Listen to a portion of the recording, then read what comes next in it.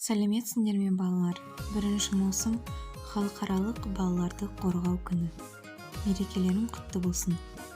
1 маусым бүкіл әлемде балаларды қорғау күні ретінде аталып өтіп, ескі халықаралық мейрамдардың бірінен саналады.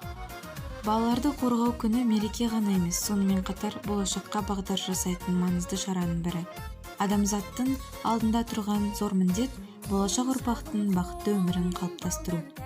Алғашқы халықаралық балаларды қорғау күні 1950 жылы өткізілді. Біріккен ұлттар ұйымы аталған бастаманы дер кезінде қолдап, балалардың өмірін, құқығын, денсаулығын қорғауды өз қызметінің басты бағыттарының біріне айналдырды. Елбасымыз айтқандай, Қазақстанның болашағы келе жатқан жас ұрпақ.